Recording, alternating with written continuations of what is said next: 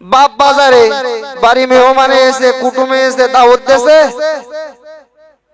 আর বাজারে দেখতে বাপ যেকালে বাজারে আর মা যেকালে রান্না করতে সুযোগ একখান পেয়েছি, বাজার চষি বলে ট্যাকটালের ফালের মতন শুধু চষতে দেখতে পাচ্ছেন তো, শুধু ফাল দিচ্ছে বাজারে।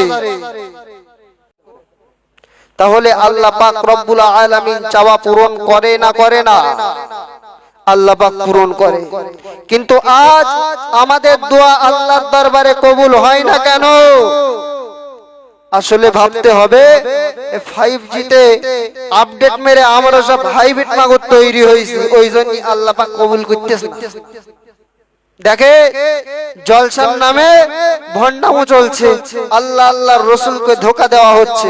তো এইরকম হাইব্রিড তৈরি হলি আল্লাহর কাছে কে কপাল ফাটালি কি আল্লাহ কবুল করবে? মাল যেসব বাড়ি যাবে এরা কি আম্মাজান খাদিজার মতন হবে বলে মনে হয়?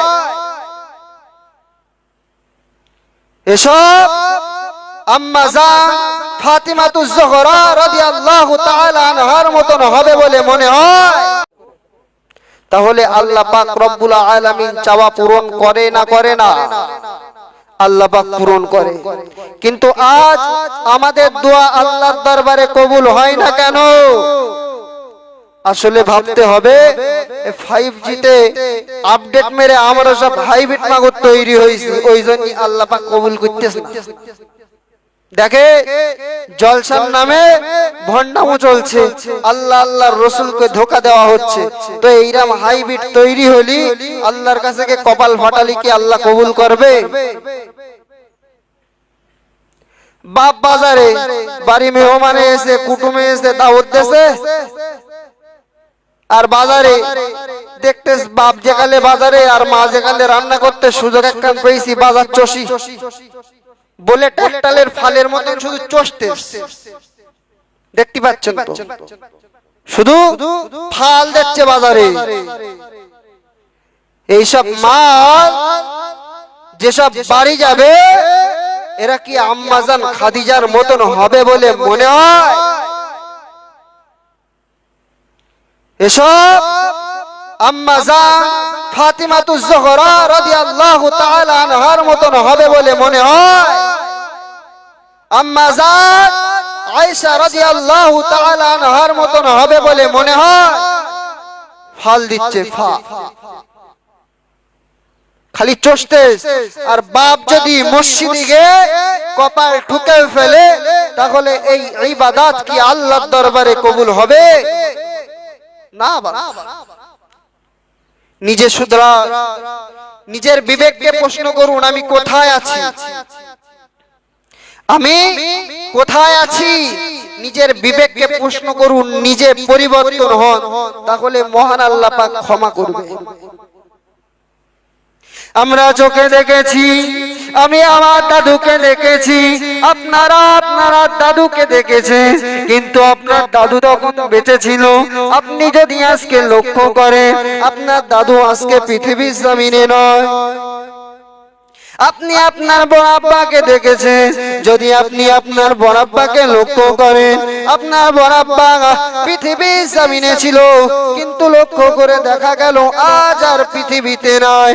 আপনার বন্ধু আগে দুনিয়াতে বেঁচে ছিল, কিন্তু আজকে লক্ষ্য করে দেখা গেল ওই বান্দা আজ দুনিয়া ছেড়ে চলে গেছে।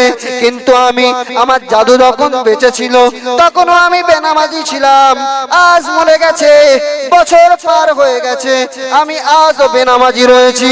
আমার বড় আব্বা বেঁচে ছিল, আমি বাজারে জুয়া কাটতাম, আমি বাজারে লটারি খেলতাম, আমার বড় আব্বা চলে গেছে, আমি আজও বাজারে লটারি খেলি। শুধু তাই নয়, আমার বন্ধু বেঁচে ছিল, আমার বন্ধু মারা গেছে, আমি তখনও গান শুনতাম, আমি আজও গান শুনি। কিন্তু মনে রাখতে হবে বান্দা, যদি তোমার বন্ধু চলে যায়, তোমার দাদু চলে যায়, তোমার বড় আব্বা চলে যায়, তোমার মা চলে যায়, তোমার বাপ চলে যায়, এটাও মনে রাখতে হবে বান্দা, একদিন তোমাকে এই দুনিয়া ছেড়ে চলে যেতে হবে। তুমি এই দুনিয়াতে চিরস্থায়ী থাকতে পারবে না। তাদের দেখে শিক্ষা নিতে হবে, তাদের দেখে অনুপ্রেরণা হতে হবে। তারাও তো একদিন চলে গেছে, তাদেরও একদিন বয়স ছিল। আজকে আমাদের বয়স রয়েছে, এই বয়সটাকে আল্লাহর দরবারে কাজে লাগাতে হবে, এই বয়সটাকে রাসূলুল্লাহর কাছে কাজে লাগাতে হবে। তাহলে আমার রব, তাহলে আমার প্রভু খুশি হবে। এই সময়টাই যদি আমি হারাম কাজের মধ্যে লিপ্ত হয়ে যাই, হারাম কাজে ব্যস্ত হয়ে যায়, আমার আল্লাহ নারাজ হয়ে যাবে, আমার আল্লাহ আমার উপরে অখুশি হয়ে যাবে, আমার রুজি রোজগারে কোনো বরকত হবে না। আমার আল্লাহ পাক যখন আমার উপরে নারাজ হয়ে যাবে, পৃথিবীর জমিন তোমার উপরে নারাজ হয়ে যাবে, পৃথিবীর আসমান তোমার উপরে নারাজ হয়ে যাবে, চাঁদ তোমার উপরে নারাজ হয়ে যাবে, সূর্য তোমার উপরে নারাজ হয়ে যাবে। যদি সব তোমার উপরে নারাজ হয়ে যায়, তাহলে বান্দা এই দুনিয়া কি জন্য এত ছোটাছুটি করছো?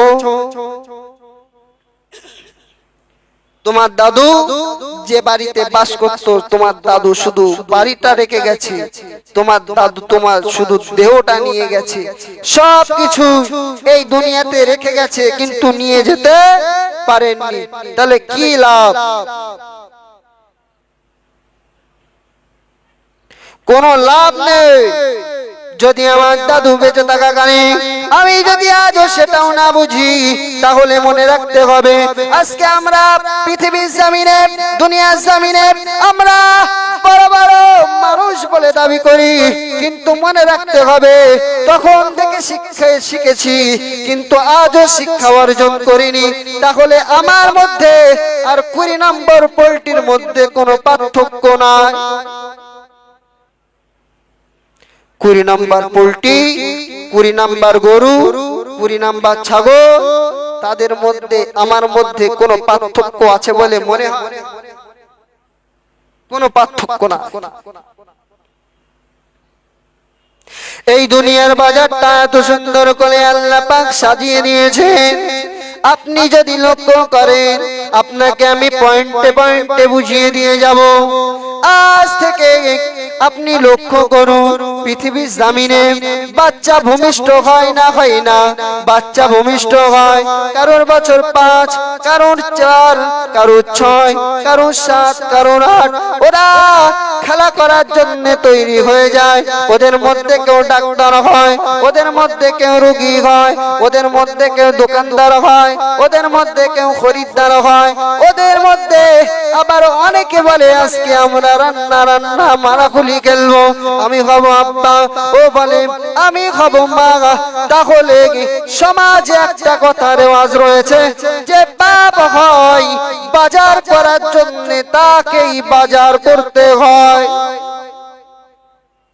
তাহলে যখন দায়িত্ব নিল, খেলা শুরু করলো, বলল তাহলে যখন সংসার হয়েছে, কেউ হয়েছে মা, একজন হয়েছে আব্বা, আর কজন হয়েছে বাচ্চা, তাহলে এখন বাজার করতে যেতে হবে। বাজার করতে যেতে হলে তো প্যাকেটের প্রয়োজন রয়েছে। ওই সময় লক্ষ্য করে দেখা যাচ্ছে প্যাকেট কি করলো, ওদের বাজার হরিণঘাটার বাজার হয় না, ওদের বাজার দত্তপাড়ার বাজার হয় না, ওদের বাজার হয় কোথায় আমবাগান, কোথায় বাঁশবাগান। সেখানে গেল, একটা ক্যারি ব্যাগ পেল, সেই প্যাকেটটা নিয়ে এইবারে বাজারে গেল, কোথায় আমবাগানে। কি করতে হবে, একটা হাড়ি নিতে হবে। তো খুঁজতে একটা মালা পেল, তো মালাটা নেওয়া হলো।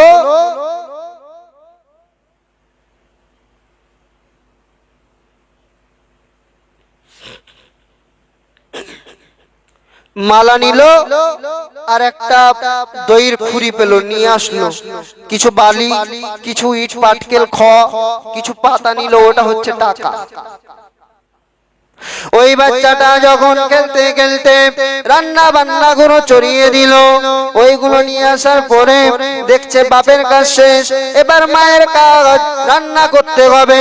ধুলোগুলো এক সাইডে দিল, ওটা হচ্ছে ওর জন্য ভাত, আর এক সাইডে কিছু দিল, কিছু পাতা দিল, কিছু পানি দিল, ওইগুলো হচ্ছে ওদের জন্য তরকারি। আর কিছু ছেলে পিলে বসে আছে, ওরা খাবে এই জন্য বসে আছে। ওই সময় যদি তার মা যদি ডাকে, কচি চলে আয়, চলে আয়, চলে আয়, আমি তোর মামার বাড়ি যাব, ওই সময় যে মা হয়েছিল ওই বাচ্চাটা যাবে না? যাবে।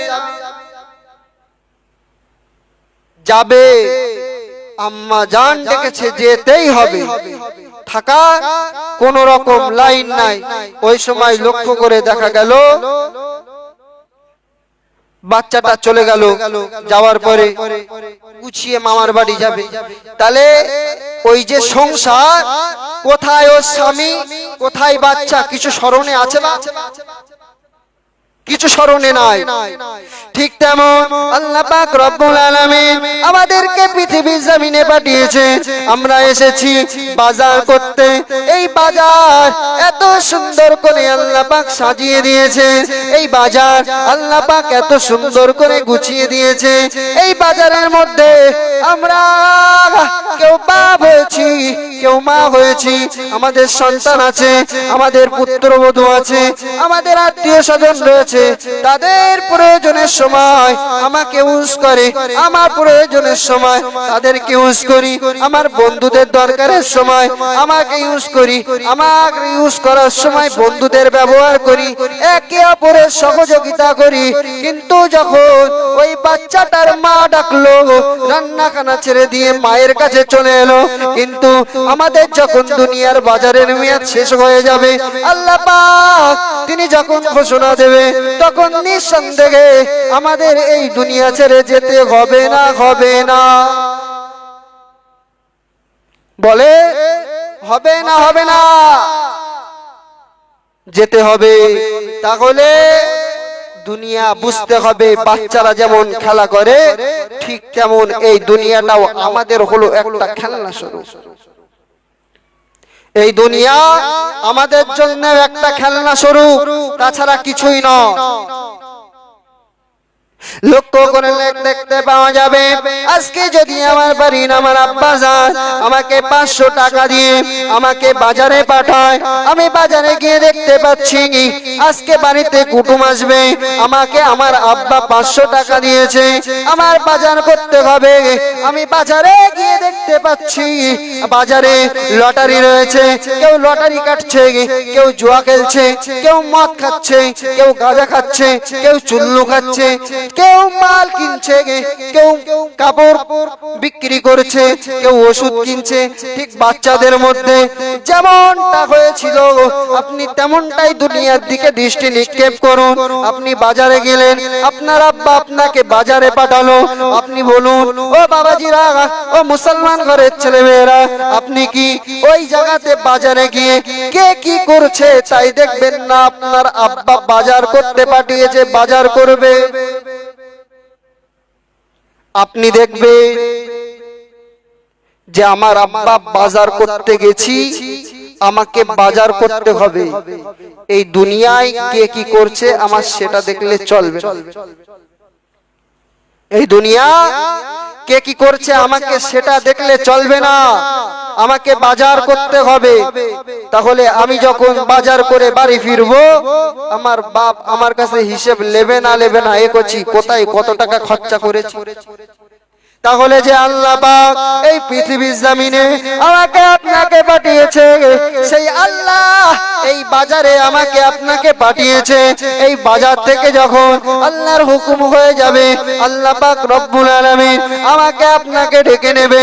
সেই আল্লাহ পাক রব্বুল আলামিন আমার কাছে আপনার কাছে এই দুনিয়ার বুকে 50 বছর, 60 বছর, 70 বছর, 80 বছর, 90 বছর বেঁচে থাকবো। তারপর আল্লাহ পাক যখন ডাকবে, ওই দুনিয়ার মহা শেষ হয়ে যাবে। আল্লাহ পাক যখন ডাকবে, তখন এইদিকে দুনিয়াতে বাপ যদি 500 টাকার জন্য হিসাব নেয়, তাহলে আপনি ভাবুন, মুসলমান ঘরের ছেলেমেয়েরা, আপনারা তরুণেরা, আজকে আমি আপনি আল্লাহর কাছে যখন চলে যাব, আল্লাহ পাক রব্বুল আলামিন আমাকে আপনাকে হিসাব নেবে না, নেবে না? আল্লাহ পাক হিসাব নেবে। বাজারে অনেক দোকান আছে, আর দোকান আছে মানে মাল আছে, আর মাল থাকা মানে খরিদ্দার থাকাটাই স্বাভাবিক। খরিদ্দার থাকাটাই স্বাভাবিক। তাহলে বুঝতে হবে এই দুনিয়াতে যেমন বাজার রয়েছে, খরিদ্দার রয়েছে, কে কি করছে আমাকে সেটা দেখলে চলবে না, আমি কি করছি আমাকে তো সেটা দেখতে হবে। লক্ষ্য করলে দেখলে পাবেন মুসলমান ঘরের ছেলেমেয়েরা, আব্বা তরুণেরা, আমি এক এক ধাপ দিয়ে আপনাদেরকে আগিয়ে নিয়ে যাব। সময় খুবই অল্প রয়েছে, বেশি করে বুঝাতে পারবো না, তবে একটা কথা জানিয়ে দিয়ে যায়, আপনারা গাছ দেখেছেন না দেখেননি? গাছ যখন জীবিত থাকে তখন গাছের ডাল পালা সব তো এক জায়গায় থাকে, সব তো একসঙ্গে থাকে। ওই গাছটা যখন কাটা হয়, কাটা হলে ওর পাতাগুলো আলাদা করে দেয়, শাড়ডালগুলো আলাদা করে দেয়, যেগুলো ওদের নিয়ে কাজে লাগবে সেই গুড়িগুলো ওরা তুলে নেয়, বাদ বাকি যেগুলো ফেলে দেয় ওইগুলো ওইগুলো চুলোয় যায়। তো বাপ একটু বলেন কোথায় যায়? চুলোতে যায়। তাহলে যে কাঠগুলো মিলে নিয়ে যাওয়া হয়, করাত কলে নিয়ে যাওয়া হয়, সেগুলো নিয়ে যায় গুড়ি তৈরি করে। আর সেইগুলো যখন নিয়ে আসে, সেইগুলো তৈরি করে তক্তা তৈরি হয়ে যায়। কি তৈরি হয়? তক্তা তৈরি হয়। সেই তক্তা দিয়ে ভালো তক্তা যেগুলো থাকে সেগুলো দিয়ে খাট তৈরি করে। তারপরের স্থান যেগুলো রয়েছে সেইগুলো দিয়ে আলমারি তৈরি করে। তারপরে যেগুলো থাকে সেইগুলো দিয়ে আলনা তৈরি করে। তারপরে যেগুলো থাকে জানালা তৈরি করলো। তারপরেও যেগুলো ব্যবহার করা যায় ঠিক সেইগুলো ফিরা হিসাবে ব্যবহার করে। যতক্ষণ ওই কাঠ ব্যবহার করা যায় ব্যবহার করবে। তারপরে 60 কাঠ যেগুলো রয়েছে মিল থেকে ঘুরে এসছে, আগুনে দেবে, আগুনে। তাহলে আমরা মুসলমান ঘরের ছেলেমেয়েরা, আপনারা তরুণেরা, আমরা মুসলমান হয়েছি দুনিয়ার জমিনে। একটা গাছ কেটে যদি সেই গাছটা আলাদা আলাদা আলাদা আলাদা করে যাকে উপকার, যাকে কাজে লাগবে তাকে যদি ব্যবহার করে, আমরা মুসলমান হয়েছি। আমাদের মধ্যে অনেকের ঈমান রয়েছে, অনেক ঈমান রয়েছে আমরা ইসলামের কলমাখানা পড়েছি, ঈমান খানা মজবুত করে নিয়েছি। তাহলে মনে রাখুন, আমরা মহান আল্লাহ পাক রব্বুল আলামিন যখন আমাদিগকে এই দুনিয়া থেকে ডেকে নেবেন, আমাদের কাউকে আমরা যারা ছাড় ডালের মতন হয়ে যাব আমাদেরকে সঙ্গে সঙ্গে ফিরিয়ে দেবে। আমাদের যাদের একটু হালকা ঈমান থাকবে আমাদের কাঠ মিল থেকে ঘুরিয়ে নিয়ে যতটা তৈরি করা সম্ভব হয় ততটা তৈরি করবে। তারপরে যতটা হয় সেগুলো দিয়ে কি করবে? জাহান্নামের আগুনে দেবে না। তাহলে আজকে মুসলমান ঘরের ছেলেমেয়েরা, আপনারা তরুণেরা ভাবুন, আজকে আমরা মুসলমান হয়েছি, যদি মুসলমান হয়ে মুসলমানের মতন হয়ে না চলতে পারি, আপনি আপনার ব্রেন দিয়ে পরীক্ষা করলেন, পরীক্ষা করে আপনার যেগুলো উপকার হয়নি সেগুলো আপনি আগুনে দিয়ে দিলেন। আর মহান রবের কাছে গিয়ে মহান রব আপনাকে পরীক্ষা নেবে না, আপনাকে চেক করবে না, রহমানুর রহিম দয়া সাগর জান্নাতে দিয়ে দেবে। না না না না না, আল্লাহ পাক এটা করতে পারে না। আল্লাহ পাক পরিষ্কার জানিয়ে দিলেন, আল্লাহ পাক পরিষ্কার জানিয়ে দিলেন, এই পৃথিবীর জমিনে যারা ভালো কাজ করবে, যারা আমি আল্লাহ আমার ইবাদত উপাসনা করবে, আমি আল্লাহ জানিয়ে দিলাম ওই বান্দাটার জন্য আমি আল্লাহ যথেষ্ট। এবং শুধু তাই নয়, রাসূলুল্লাহ জানিয়ে দিলেন, ও আমার উম্মতিরা, আমি রাসূলুল্লাহ জানিয়ে দিলাম তুমি আমাদের পথে থেকে কিয়ামতের দিন আমি রাসূলুল্লাহ আমি তোমার শাফাআত হয়ে যাব, আমি তোমার শাফাআত করব, আমি তোমার জন্য রবের দরবারে ফরিয়াদ করব। বেশি বেশি দরুদ পড়তে হবে, বেশি বেশি নামাজ পড়তে হবে, নিজের ব্যবহারটা ভালো করতে হবে, নিজের মধ্য থেকে হারাম কাজগুলো ছেড়ে দিতে হবে। শুধু তাই নয়, আজকে আমরা মুসলমান হয়েছি কিন্তু লক্ষ্য করে দেখা যাবে আমাদের মধ্যে হারাম কাজ অ্যাভেলেবেল হয়ে গেছে। আল্লাহ পাক যেগুলো হারাম করেছে সেগুলো হারাম মনে করে নিয়েছি, যেগুলো হারাম করে দিয়েছে সেগুলো হালাল মনে করে নিয়েছি, যেগুলো হালাল করে দিয়েছে সেগুলো আমরা হারাম মনে করি না, কিন্তু তার থেকেও কম নয়। তাকবীর দেন না, নারায়ে তাকবীর, নারায়ে তাকবীর। সিলসিলায়ে হক ফুরফুরা শরীফ औलादे मुजाद्दिदुज़्ज़मान, औलादे मुजाद्दिदुज़्ज़मान भाईजान हुजूर क़िबला, नारे तकबीर। সকলকে একটা সুসংবাদ দিচ্ছি, আমাদের সকলে আমন্ত্রিত ওলামায়ে কেরাম, ছোট হুজুর পীর কিবলা রাহমাতুল্লাহ আলাইহি তানা সুযোগ্য আওলাদ हजरत पीरजादा हजरत मौलाना मोहम्मद आबू जास सिद्दीकी भाईजान हुजूर एसेছেন। তানার সময় তিনি স্টেজে আসবেন।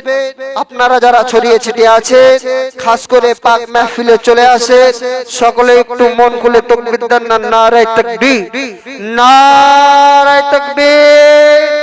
सिलसिलाए हक फुरफुरा शरीफ, सिलसिलाए हक फुरफुरा शरीफ औलादे मुजाद्दिदुज़्ज़मान, औलादे मुजाद्दिदुज़्ज़मान भाईजान हुजूर क़िबला, भाईजान हुजूर क़िबला, नारे तकबीर। ভাইজান আসছে, সকলে রাস্তাটা ক্লিয়ার করে দেবে। তো চলো, যে কথা আলোচনা করছিলাম,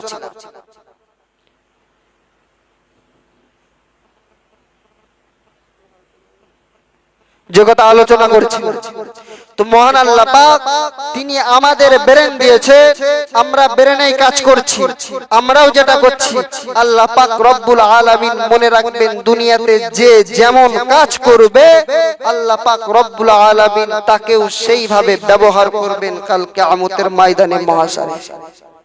তো আমাদের পরিবর্তন হওয়ার দরকার আছে না নাই?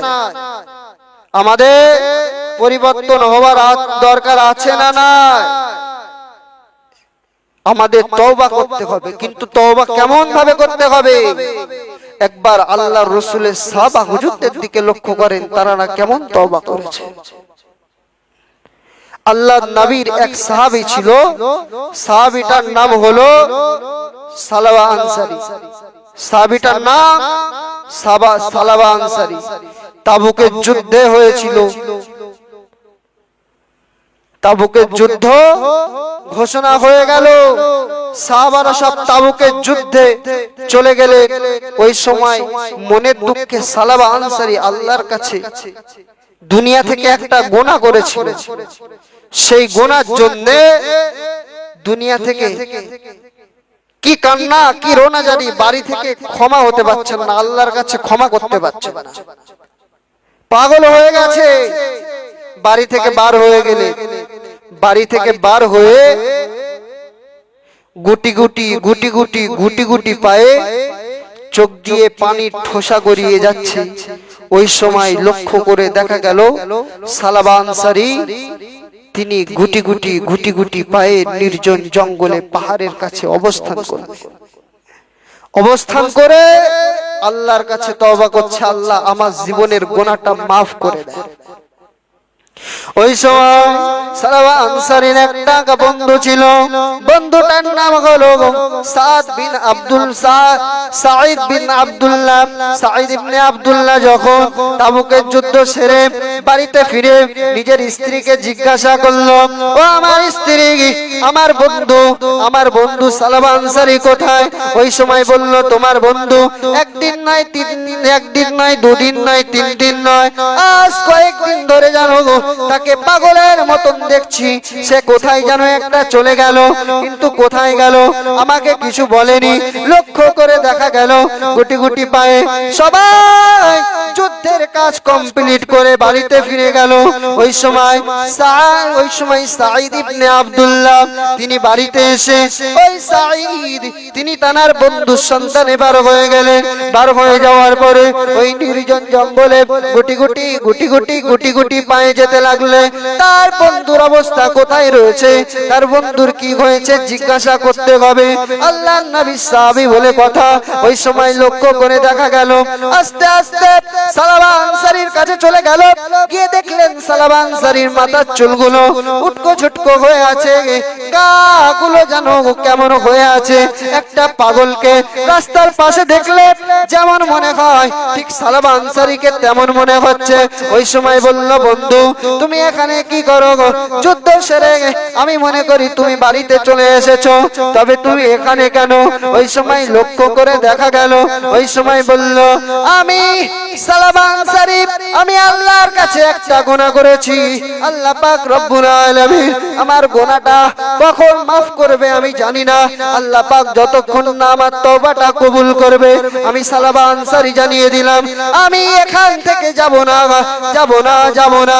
ওই সময় ওই বন্ধু সাঈদ আল্লাহর নবী সাহাবী সালাবা আনসারীকে বলল, বন্ধু তুমি কেন এখানে থাকবে? তুমি তো এই তওবাটা বাড়িতে গিয়েও করতে পারো। ওই সময় বলল, বন্ধু আমি বাড়ি যেতে পারি, তবে আমার একটা শর্ত রয়েছে। বলল, কি শর্ত? বলল, আমি যখন বাড়িতে যাব আমার রাস্তা দিয়ে যখন নিয়ে যাবে আমার হাত আর পা গুলো দড়ি দিয়ে রশি দিয়ে বেঁধে নিয়ে যাবে, যেন লোকে দেখলে মনে করে আমি সালাবা, আমি একটা পাপ করেছি, আমি একটা আসামি, আমি একটা অন্যায় করেছি। আমাকে যদি ওইভাবে নিয়ে যাও তাহলে আমি বাড়িতে যাব, নাই যাব না। বলল, তাই? বলল, ঠিক আছে, আমি তোমাকে তাই সেরকম করেই নিয়ে যাব। আর আমাদের সমাজে আমরা কি করি? আল্লাহ জানতে পারছে, পারুক না, দুনিয়ার মানুষ যেন জানতে না পারে, তাহলে নিজের ওয়েট নষ্ট হয়ে যাবে। নিজের ওয়েট নষ্ট করা যাবে না, নিজের ওয়েট রেখে দিতে হবে। এটাই হচ্ছে তো আমাদের পরিচয়। আর এটা আমার আর সাহাবা হুজুরদের মধ্যে, আমাদের মধ্যে এটাই পার্থক্য। ওই সময় সালাবা আনসারীকে বন্ধু সাঈদ বাড়িতে নিয়ে আসলেন। বাড়িতে নিয়ে এসে লক্ষ্য করে দেখা গেল সালাবা আনসারী যখন বাড়িতে ঢুকলো, বলল, আমি তো বাড়িতে এসেছি, বাড়িতে আসার পরে আমি আমার মূল লক্ষ্য আমি হারিয়ে ফেলিনি। আমি আল্লাহর কাছে তওবা করছিলাম, আমি আজও তওবা করব। ওই সময় সালাবা আনসারী নিজে নিজের কন্যাকে ডাকলেন। কাকে? নিজের মেয়েকে। বললেন, বেটি চলো, আমি অন্যায় করেছি, আমাকে রাসূলুল্লাহ সাহাবা হুজুরদের কাছে তওবা করতে যেতে হবে।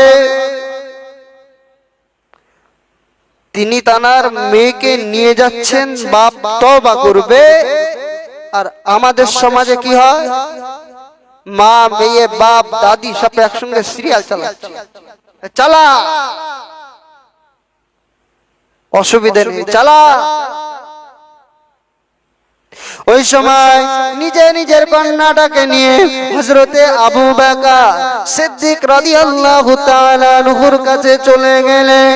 গিয়ে বললেন, ও নবীর সাহাবা হযরতে আবু বকর, তুমি আমাকে তওবা করিয়ে দাও, আমি একটা গুনাহ করেছি, আল্লাহ পাক তিনি যেন আমার তওবাটা কবুল করেন, আমার গুনাহটা maaf করে দেন। ওই সময় লক্ষ্য করে দেখা গেল, ওই সময় হযরতে আবু বকর বললেন, ওই সময় আবু বকর জানিয়ে দিল, সালাবা তুমি যাও, যাও, বেরিয়ে যাও, বেরিয়ে যাও, আমার বাড়িতে এসো না, আমি তোমার তওবা পড়াতে পারবো না। ওই সময় মন বড় ব্যথা নিয়ে, মন বড় কষ্ট নিয়ে সালাবা আনসারী বাড়ি থেকে বার হয়ে হযরতে উমর ফারুক রাদিয়াল্লাহু তাআলা আনহুর কাছে গিয়ে বললেন, আসসালামু আলাইকুম হুজুর, আমি অন্যায় করেছি, আমি অন্যায় করেছি, আমাকে তওবা করিয়ে দেন, আমার ক্ষমা করে দেন, আমার একটু তওবা করিয়ে দেন, আমার আল্লাহ যেন আমাকে ক্ষমা করে দেয়, আমি একটু আমার অন্যায়টাকে নিয়ে আমি আল্লাহর কাছে সূচনাবোধ হচ্ছি, শান্তিতে থাকতে পারছি না। ওই সময় হযরতে উমর ফারুক ঠিক তেমন ভাবেই পার করে দিল, চলে যাও, চলে যাও, চলে যাও, তুমি আমার বাড়িতে এসো না, আমি তোমার তওবা পড়াতে পারবো না। মনে বড় ব্যথা নিয়ে যখন বাড়ি থেকে বার হয়ে ওই সময় হযরতে আলীর কাছে চলে গেলেন। হযরতে আলীর কাছে গিয়ে বললেন, আসসালামু আলাইকুম আলী, তুমি আমার তওবাখানা পড়িয়ে দাও, আমি জীবনে বড় একটা অন্যায় করেছি, আল্লাহ পাক যেন আমার তওবাটা কবুল করে। ওই সময় হযরতে আলী জানিয়ে দিল, বেরিয়ে যাও, বেরিয়ে যাও, আমি তোমার তওবা পড়াতে পারবো না, আমি তোমার তওবা পড়াতে পারবো না, তুমি বেরিয়ে যাও। ওই সময় মনে বড় ব্যথা নিয়ে ওখান থেকে বার হয়ে চলে গেল। হযরত সালাবা আনসারীকে তওবা পড়ালেন না। লক্ষ্য করে দেখা গেল ওই সময় সালাবা আনসারী বলল, তিনটে সাহাবার কাছে গেলাম, আমার তওবা কেউ পড়ালো না, শেষমেশ আমাকে রাসূলুল্লাহর কাছে যেতে হবে, তাহলে আমাকে রাসূলুল্লাহর কাছে গিয়ে তওবা করতে হবে। ঠিক তেমন ভাবে যখন রাসূলুল্লাহ সাল্লাল্লাহু আলাইহি ওয়াসাল্লাম তার কাছে গিয়ে তওবার জন্য বললেন, ইয়া রাসূলুল্লাহ, ইয়া হাবিবাল্লাহ, হুজুর আপনি আমাকে তওবা করিয়ে দেন, আমি আমার জীবনের গুনাহ খানা maaf করে নিতে চাই। ওই সময় রাসূলুল্লাহ দূর করে তাড়িয়ে দিল, না না না, আমি তোমার তওবা পড়াতে পারবো না। সালামা, তুমি আমার দরবার থেকে বেরিয়ে যাও, আমি তোমার তওবা পড়াতে পারবো না। ওই সময় সালামা রাদিয়াল্লাহু তাআলা আনহু কাঁদতে কাঁদতে বাড়িতে চলে এলেন। হযরত শেখ, আমি একটুকুনি আপনাদের সময় নিয়েছি, নিয়ে আমি কথাটা বলে আলোচনা শেষ করব, ভাইজান বক্তব্য রাখবেন। তো সালাবা আনসারী বাড়িতে এলেন, এসে বললেন, বেটি আমার তো রাসূলুল্লাহ তওবা পড়ায়নি, তিনটে সাহাবার কাছে গেছি তাও তওবা পড়ায়নি, তাহলে কি হবে, আমি চলে যাই। আমার মতন পাপী এই আসমানের নিচে জমিনের উপরে আর নাই, আমি চলে যাই। ওই সময় লক্ষ্য করে দেখা গেল সালাবা আনসারী যখন বাড়ি থেকে যাবে তখন ঘর থেকে আম্মা বেটি ডাকছে, আব্বা তুমি শোনো, তোমার সঙ্গে আমার দরকার আছে। তো আমাদের যদি ডাকে আমরা ভাববো হয়তো পাইটাই জড়িয়ে বলবে, আব্বা তুমি যেও না, থাকো। ওই সময় বেটি বলছে, আব্বা যান, আমি তোমার বেটি জানিয়ে দিলাম হযরতে আবু বকর তোমাকে কলমা পড়ায়নি, হযরতে উমর তোমাকে কলমা পড়ায়নি, হযরতে আলী রাদিয়াল্লাহু তাআলা আনহু আজমাইন তোমাকে কলমা পড়ায়নি, তাহলে রাসূলুল্লাহ যখন তোমাকে কলমা পড়ায়নি, এই দুনিয়াতে তোমার মতন নিকৃষ্ট বান্দা নাই, তাহলে আমিও তোমাকে আব্বা বলে ডাকবো না, আর আমি তোমার বেটি, তুমি আমাকে মেয়ে বলে পরিচয় দেবে না, চলে যাও। ওই সময় বাপের কলচেটা কি হবে, বাপ হাউমাউ করে কাঁদতে সেই দরবারে চলে গেলে হুজরাখানায় গিয়ে আল্লাহর কাছে তওবা করছে। আল্লাহ পাক রব্বুল আলামিন সঙ্গে সঙ্গে হযরতে জিবরাইল আলাইহিস সালাতু ওয়াস সালামকে বললেন, জিবরাইল তুমি আমার হাবিবের কাছে চলে যাও, আমি আর থাকতে পারছি না, আমার সালাবাকে খবরটা দিয়ে দাও। তো ওই সময় জিবরাইল আলাইহিস সালাতু ওয়াস সালাম এসে রাসূলুল্লাহকে বললেন, আল্লাহ পাক সালাবার তওবাটা কবুল করে নিয়েছে, জোরে বলেন সুবহানাল্লাহ। এখানে ইতি করছি, ইনশাআল্লাহ সাক্ষাৎ হলে, সময় হলে